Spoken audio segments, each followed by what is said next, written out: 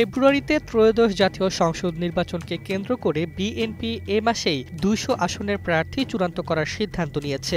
দলের সূত্রে জানা গেছে, নির্বাচনী তফসিল ঘোষণা হওয়ার পর আনুষ্ঠানিকভাবে প্রার্থীদের নাম প্রকাশ করা হবে। বাকি আসনে সমমনা ও জোট শরিক দলের প্রার্থীদের জন্য আসন ছাড়ার পরিকল্পনা রয়েছে। তবে দল নিজেই কিছু আসনে প্রার্থী চূড়ান্ত করতে আরও সময় নিচ্ছে। কালার এক্সপার্ট, জর্জ স্যাপ এবং মাইল্ড অন হ্যান্ডস টেকনোলজি সমৃদ্ধ অরিক্স ক্রিস্টাল ওয়াশ আপনার লন্ড্রি এক্সপার্ট।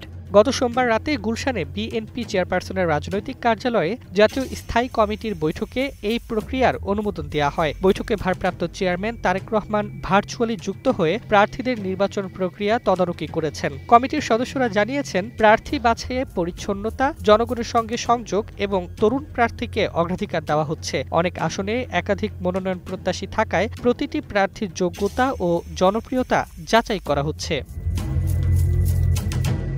বিএনপি ইতিমধ্যেই সমমনাদের সঙ্গে আসন বণ্টন নিয়ে আলোচনা শুরু করেছে। চলতি মাসেই সমমনাদের ৫০টির মতো আসন ছাড়ার বিষয়ে চূড়ান্ত সিদ্ধান্ত নেওয়া হবে। দলের অভ্যন্তরীণ জরিপ এবং ওয়ার্ড ইউনিয়ন পর্যায়ে সংগৃহীত তথ্যের ভিত্তিতে সম্ভাব্য প্রার্থীদের তালিকা প্রস্তুত করা হয়েছে।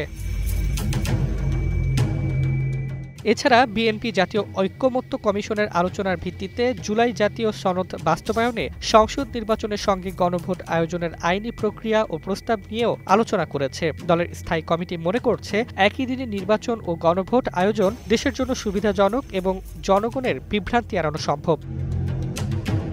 বিএনপি সূত্রে জানানো হয়েছে, প্রার্থীদের আনুষ্ঠানিক ঘোষণা নির্বাচনী পরিস্থিতি অনুযায়ী দ্রুত করা হবে। এই প্রস্তুতি দেশব্যাপী দলের প্রচারণা কার্যক্রম আরও শক্তিশালী করবে এবং নির্বাচনে সঠিক মনোনীত প্রার্থী পাঠানোর মাধ্যমে জনমত কাজে লাগানো সম্ভব হবে।